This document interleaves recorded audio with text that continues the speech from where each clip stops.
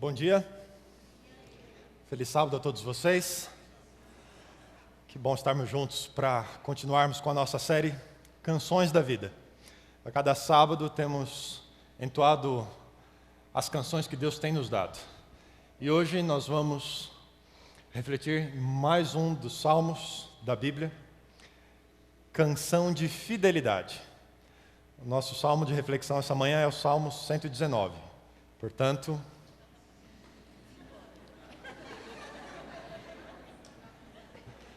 para você que ainda não pegou, é o capítulo mais longo da Bíblia.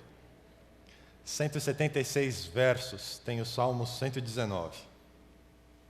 Mais um e o mesmo tema durante todo o capítulo. Canção de fidelidade. Davi abre o Salmo no verso 1, dizendo que o teor deste capítulo é uma bênção de Deus na vida das pessoas. Bem-aventurado, diz Davi, aqueles que trilham caminhos retos, aqueles que andam na lei do Senhor. Esse é o tema do Salmo 119. Ao longo de todo ele, Davi reflete a respeito da lei de Deus como um dom, um presente de Deus ao ser humano, uma verdadeira bênção para aqueles que decidem andar na lei do Senhor. O Salmo 119 é um salmo de instrução. Ele tem uma característica única entre os salmos. Ele divide os seus 176 versos em 22 partes exatas de 8 versos. 22 são as letras do alfabeto hebraico.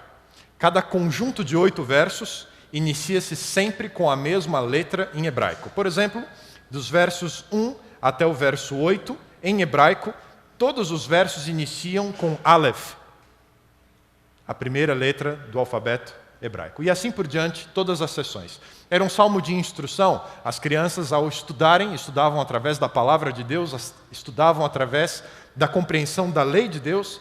Daí vinha todo o aprendizado que as crianças em Israel tinham. O Salmo 119, Davi utiliza diversas expressões paralelas, diversos sinônimos à lei. Lei em hebraico, Torá, que significa ensinamento.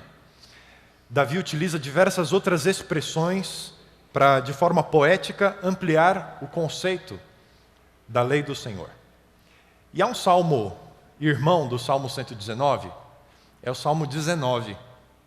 Este salmo, Davi inicia falando a respeito da glória de Deus que podemos aprender através da contemplação da criação.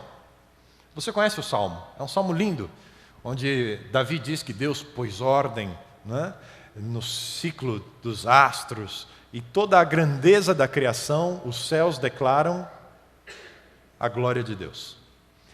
Mas numa quebra de assunto, os versos 7, 8 e 9, Davi insere um elemento novo no Salmo 19.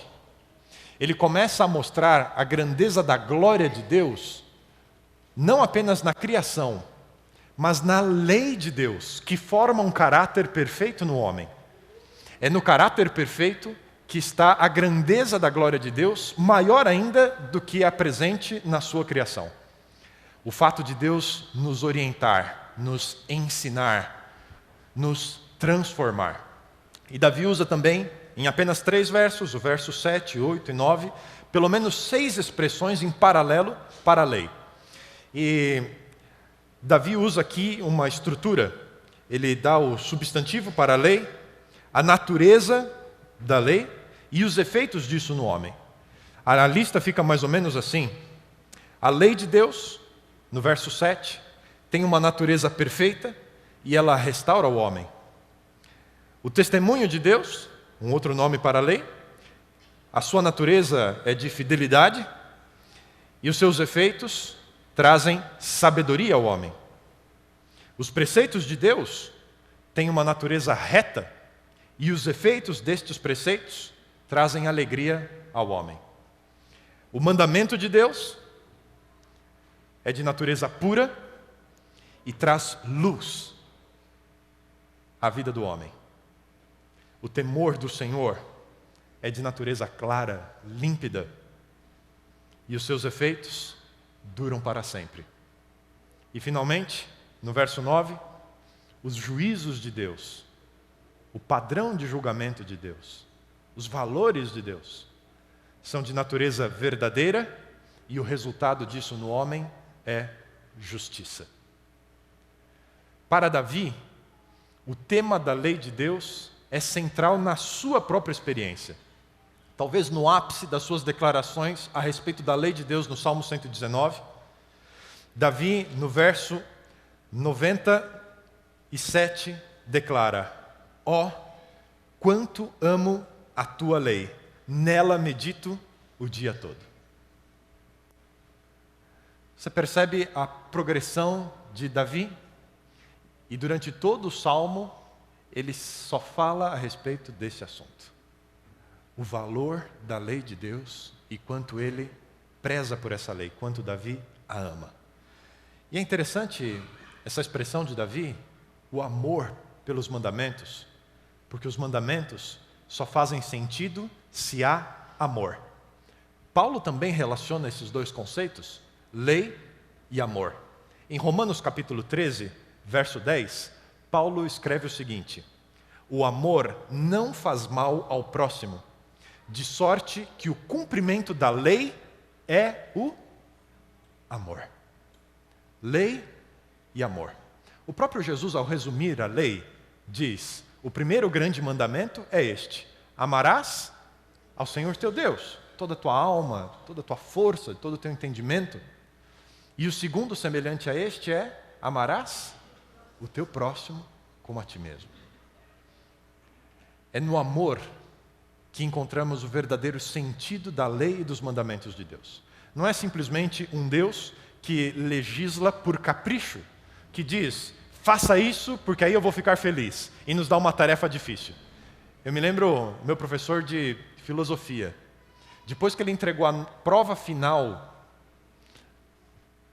da disciplina dele,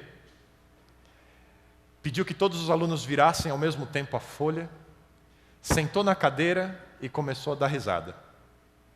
Depois de eu ler as perguntas que ele tinha deixado, eram 20, você escolhia para responder 7. Eu dei uma olhada no professor e parecia que ele ia levitar.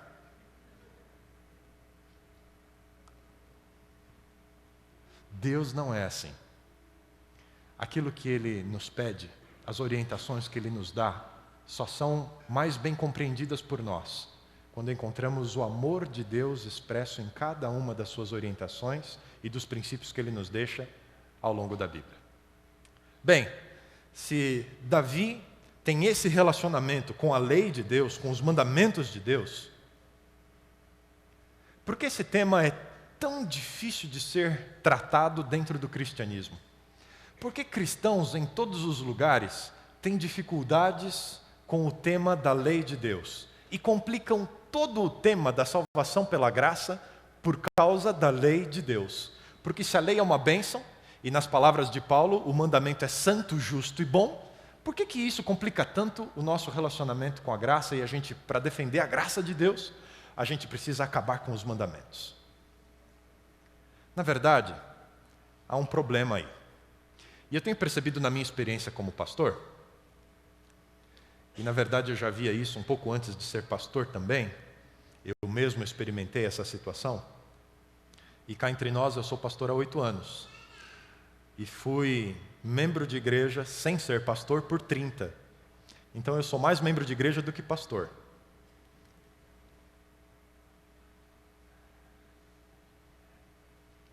Você já teve dúvidas sobre a vontade de Deus para a sua vida?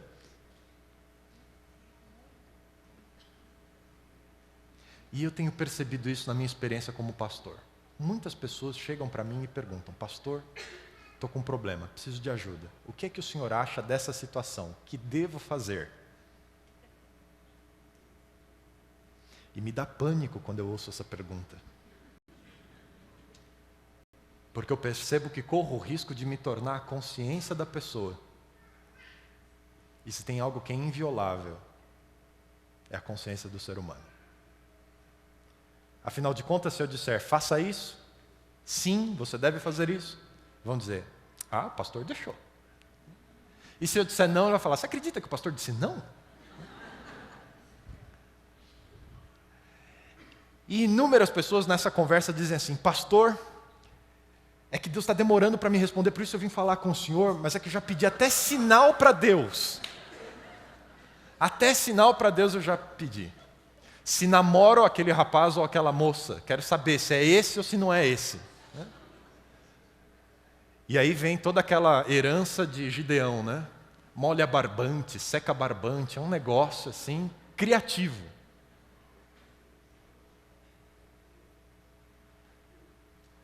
Já pediu sinais para Deus? Eu já pedi. Inúmeras pessoas pediram. Por que parece que a gente tem tanta dificuldade em saber qual é a vontade de Deus para a nossa vida? E que a gente tem que ir às últimas consequências para descobrir isso? Será que Deus não está disposto a nos ensinar, a nos dar sabedoria? E nessa caminhada, tem um verso que me acompanha e tem me ajudado com esse assunto. Talvez você saiba até de cor, Deuteronômio capítulo 29, verso 29. Conhece? Nesse texto está escrito o seguinte: as coisas encobertas pertencem a Deus. Ótimo. Nós precisamos aprender que existem algumas coisas na vida para as quais Deus nos responde com silêncio. Ele simplesmente não fala. E nós precisamos aprender a conviver com o silêncio de Deus. Para algumas situações, Ele não nos dará respostas agora. Mas o verso não termina aí.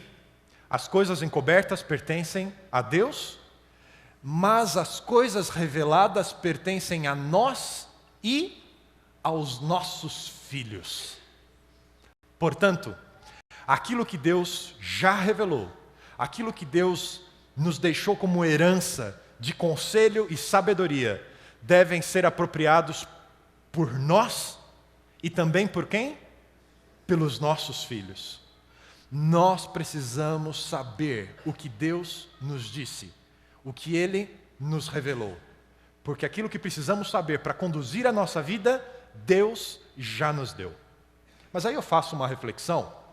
Por que será que ainda hoje, tanta gente que como você e eu, frequentam cultos na igreja, ainda assim, vez ou outra, sentem-se em dúvida e com muita dúvida sobre o que deveriam decidir ou deixar de decidir?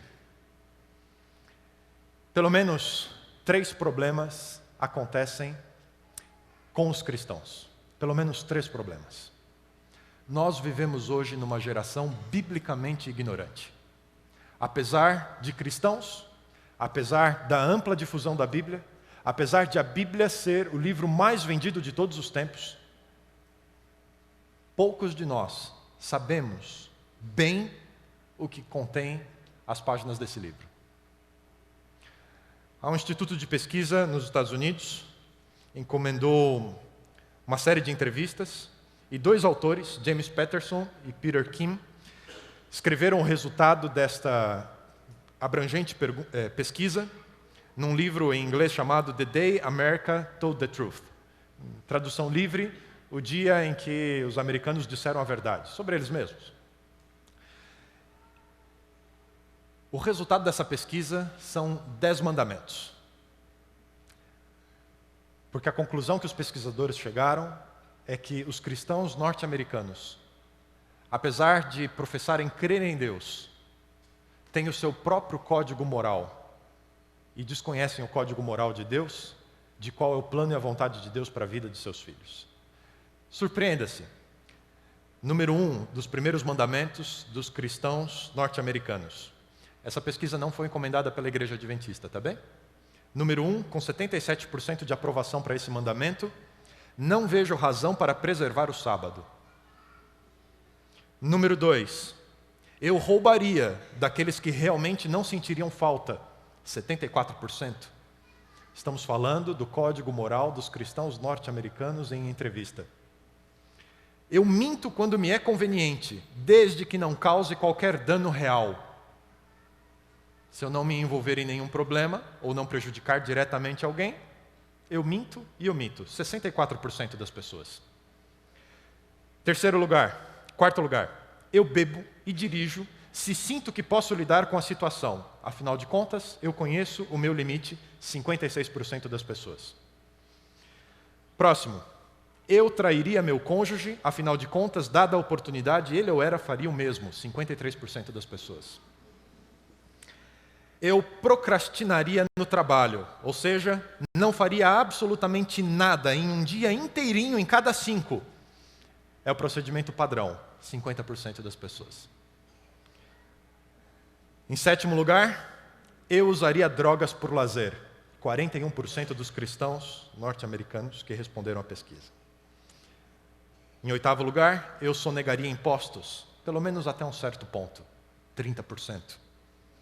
Eu colocaria meu amante no risco de alguma doença, sou um tanto promíscuo, mas quem não é? 31%.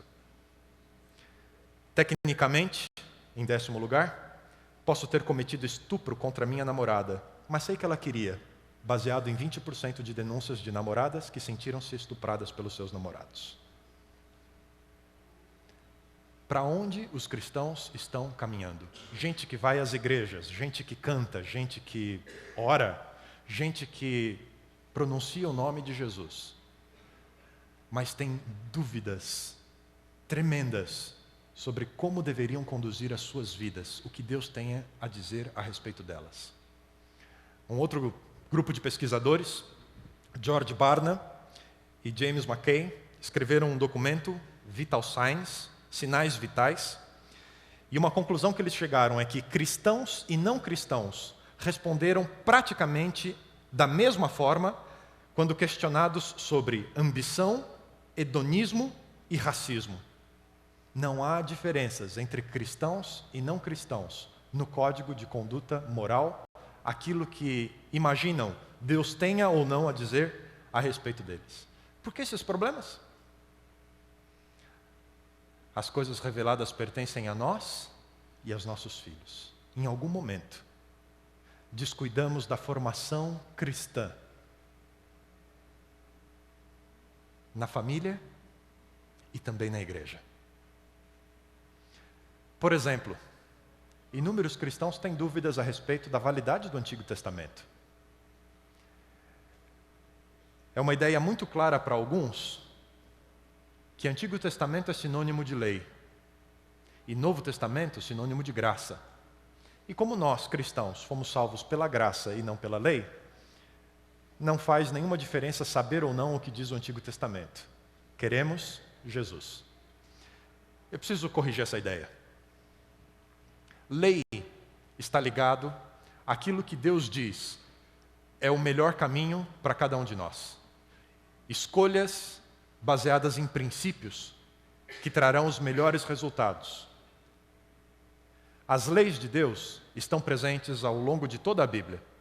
O Antigo Testamento contém leis, mas não é todo o código legal da Bíblia. Porque o Novo Testamento também tem leis. O próprio Senhor Jesus pronunciou diversas delas, além do fato de ter validado as leis que Deus já havia dado ao povo de Israel durante o Antigo Testamento. E graça não está ligada só ao Novo Testamento. Afinal de contas, quando a gente vai para o Antigo Testamento, a gente percebe que a iniciativa amorosa de Deus em conceder salvação e perdão às pessoas é a forma como Ele age por toda a história. Por exemplo, volte para o caso de Abrão. Quando Deus o chamou para sair de Ur e ir para uma terra que Ele daria, a Bíblia diz que Abrão creu em Deus, confiou nele e saiu da casa da sua família e foi em direção ao lugar que Deus mostraria. Quando Paulo escreve a respeito disso, Paulo diz: Abraão se tornou pai de todos aqueles que creem, porque ele foi justificado pela fé. Abraão não tinha construído nada que o recomendasse para Deus. O fato marcante e divisor de águas na experiência de Abrão foi responder o convite de Deus pela fé. E o mesmo Abrão anos depois, já com o filho da promessa, Isaque, cumpriu de novo a ordem de Deus e subiu ao alto do Monte Moriá. E também nessa história encontramos a graça de Deus, porque Deus proveria para si um cordeiro. Naquele dia, Isaque foi substituído na morte pelo Cordeiro de Deus, como um dia Jesus Cristo substituiria cada um de nós na morte como Cordeiro de Deus. O Evangelho, a graça, a justificação pela fé estão tão presentes no Antigo Testamento quando estão presentes no Novo Testamento. Não é essa divisão que temos que fazer. Além dessa abordagem e dessa percepção sobre a Bíblia, na verdade há uma integração harmônica, perfeita entre Antigo e Novo Testamento. Há um outro problema. E um problema que está mais na responsabilidade dos pregadores. E cada vez que eu prego, eu preciso levar em conta esse aspecto. Às vezes transformamos a pregação a respeito do Antigo Testamento numa pregação popular. Em outras palavras, transformamos a revelação do Antigo Testamento em fábulas ou histórias com valor moral. Por exemplo, pegamos uma história qualquer de um personagem bíblico, Davi, e olha só o fundo moral. Apesar dele ter feito coisas erradas, ele reconheceu o seu erro. Por isso foi um homem segundo o coração de Deus. Olha que lição com fundo moral temos para aprender de Davi. Querido, isso é superficial demais. A Bíblia registra a história de alguns homens, mas inúmeras outras pessoas viveram no período desses personagens bíblicos e são anônimos em relação à história contada por nós. O mesmo Paulo, escrevendo em Hebreus capítulo 11, falando sobre a experiência de fé desses grandes homens e mulheres da Bíblia, falando de Abel, de Abraão, do próprio Davi, ele termina dizendo: inúmeras outras pessoas que são anônimos, foi gente que essa terra não merecia, porque viveram pela fé e serão recompensados juntamente com esses outros. Portanto, se muita gente viveu pela fé ou teve talvez uma experiência maior que a experiência do próprio Davi com Deus, por que Davi está no Antigo Testamento? Por uma simples e única razão. Davi tinha o seu lugar no plano da redenção. É da sua descendência que viria o Messias. É das suas histórias e das suas experiências que a gente vê o plano da salvação em ação. Quando Davi no Salmo 32, já estudamos aqui nesta série, diz: bem-aventurado aquele a quem o Senhor não imputa pecado. Davi já entendia sobre a graça e a salvação de Deus.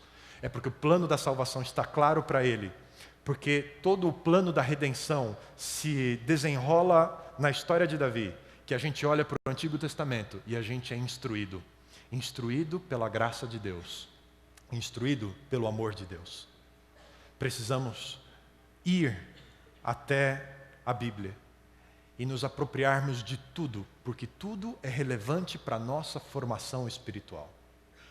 Sabe qual é o nosso problema em termos de dificuldade com a vontade de Deus para a nossa vida? Em muitos casos, conhecemos muito pouco daquilo que Deus já disse para nós. Alguns conselhos a respeito de como podemos crescer na compreensão da lei de Deus e das orientações de Deus para nós. No Salmo 119, no verso 9, Davi escreve: como purificará o jovem o seu caminho? Essa é a pergunta que o salmista faz. Observando-o segundo a tua palavra. Você quer saber como é que você pode ter paz com Deus? Como é que você pode ter certeza da direção de Deus para a sua vida? Vá à palavra de Deus. É aqui que nós ouvimos Deus falando conosco. É através do que Ele já disse que as palavras fazem eco e chegam aos nossos dias, à nossa situação, e nos trazem sabedoria para as decisões do dia a dia, para termos paz, que estamos vivendo o plano de Deus para a nossa vida. Como ter paz com Deus? Como ter puro o caminho? Observando a palavra de Deus. Essa palavra que nos revela sobre a graça e sobre a lei, é aqui que encontramos sabedoria. O verso 18, o salmista continua dizendo, é um pedido que ele faz a Deus: desvenda os meus olhos para que veja as maravilhas da tua lei. Aqui é um outro aspecto. Além de você ir ao texto bíblico, além de você saber o que Deus já disse, isso precisa ser real agora na sua vida. O que foi experiência de outro tem que ser a sua própria experiência. Eu me lembro, há um pouco mais de um ano, quando o Paulo me procurou, ao final de uma reunião de estudos bíblicos. Estava gostando demais de vir aqui na Nova Semente. Está sentado bem aqui na minha frente hoje.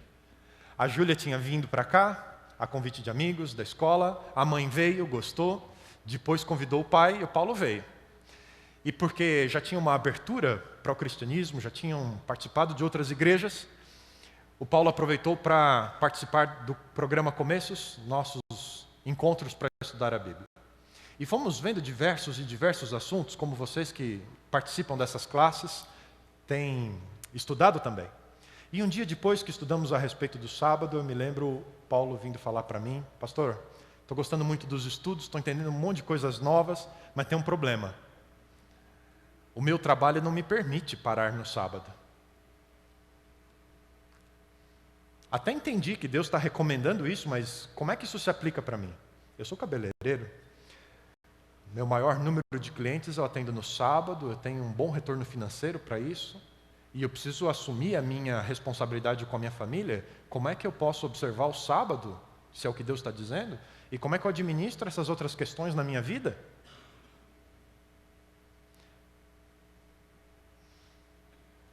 Precisamos nos apropriar da palavra de Deus. A minha experiência não é suficiente para a experiência do outro. Você, por você mesmo, precisa desenvolver a compreensão da beleza do mandamento de Deus. O Paulo continuou estudando a Bíblia, continuou orando, pedindo que isso de alguma forma fosse dele, e Deus foi agindo na vida do Paulo. E eu me lembro quando num sábado a conversa de corredor de igreja chegou rapidinho no meu ouvido. Pastor, sabe o que aconteceu na quarta-feira, na reunião de oração? Então, depois da gente passar algumas semanas orando pelo trabalho do Paulo, quarta-feira ele contou para nós que Deus resolveu esse problema na vida dele. A partir de agora ele vai conseguir não trabalhar aos sábados e ainda assim ter o sustento da família dele, porque ele tem outros dias de semana para trabalhar e os outros dias são suficientes para a sua família. E eu tive o privilégio de fazer o batismo do Paulo, porque o Senhor desvendou os seus olhos e você viu a beleza dos seus mandamentos. Hoje você tem um dia para estar aqui sentado com a sua mulher de um lado, a sua filha do outro, e os amigos que te amam tanto junto com você. Desvenda os meus olhos. Essa experiência de se apropriar é fundamental. Para um adventista, e talvez você tenha crescido nessa igreja, algumas coisas são comuns demais, como por exemplo guardar o sábado.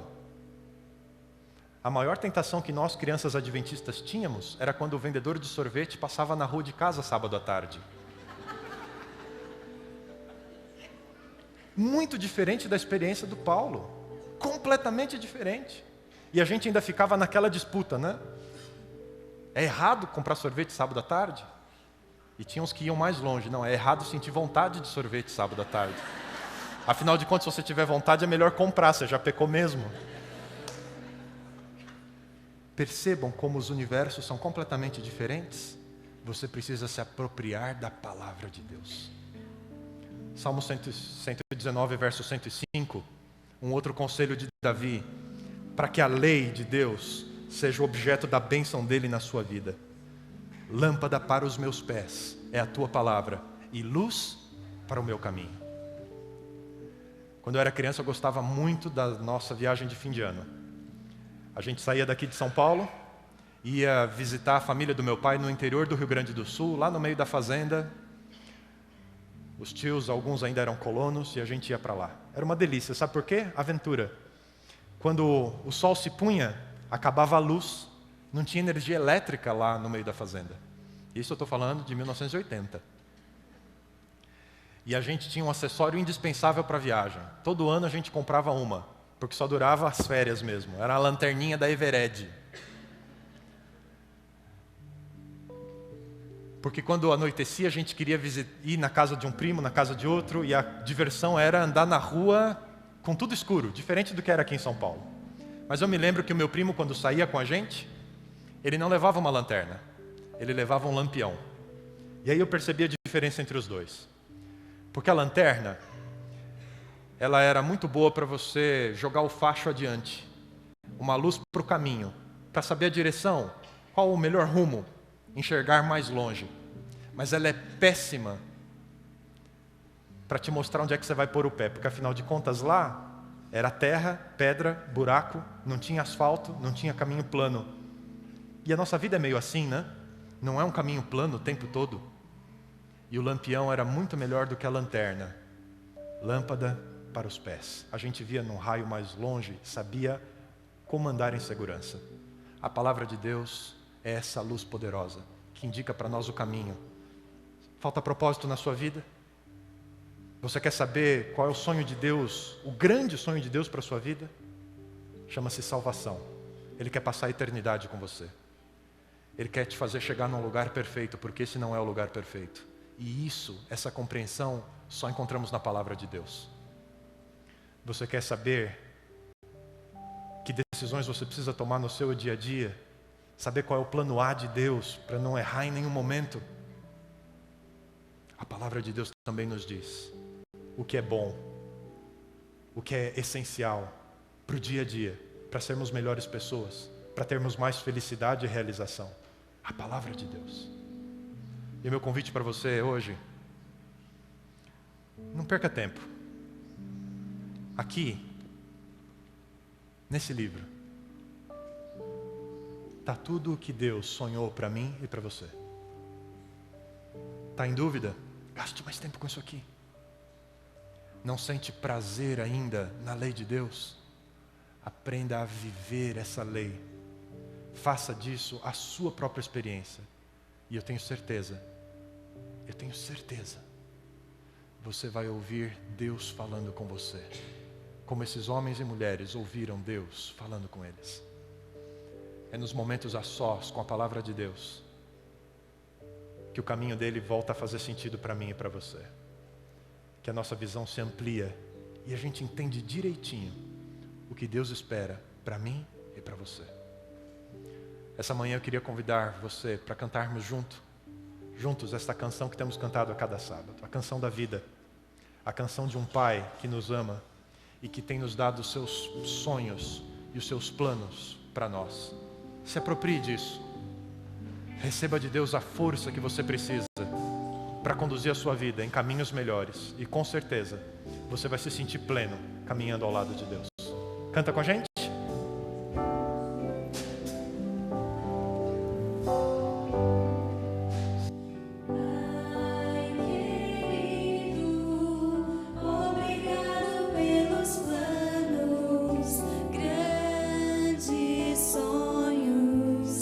Especiais pra mim, tu me guias nos caminhos desta vida.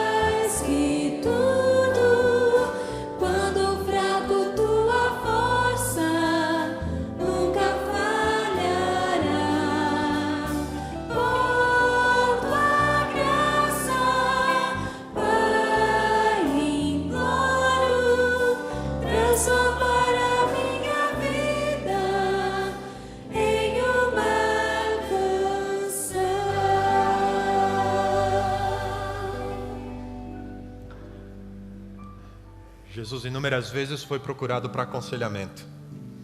Jesus, o que eu faço? Qual a resposta certa? E eu tenho aprendido com Jesus. Normalmente ele pergunta: o que é que está escrito? O que diz a palavra? E eu tenho aprendido isso como conselheiro. Muitas pessoas que vêm em busca de conselho já têm a resposta. E eu tenho percebido que quando pergunto: qual é a sua opinião? O que está escrito? O que Deus está falando para você? A maior parte das pessoas tem dito: pastor, eu já sei o que eu tenho que fazer. Só me faltavam forças. Aprenda a confiar em Deus. Porque os caminhos de Deus são mais altos que os nossos caminhos. Os pensamentos de Deus são melhores que os nossos pensamentos. Deixa Ele dirigir a sua vida. E Ele não vai decepcionar você. Vai ensiná-lo através dos seus mandamentos. É a promessa que Ele faz. Bom Deus, essa manhã ouvimos Davi falar vez após vez da bênção que são os teus mandamentos na vida do teu povo. E nós queremos pedir, Senhor, que a tua bênção se renove sobre nós. Que a tua intenção com a nova aliança, escrever em nossa mente e coração as tuas leis, se cumpram, Senhor. Para que a gente não ande por aí dando cabeçada na vida, tentando aprender com erro após erro, mas que como sábio a gente aprenda de ouvir a tua voz e de confiar que o Senhor sabe o melhor caminho, que o Senhor sabe todas as coisas.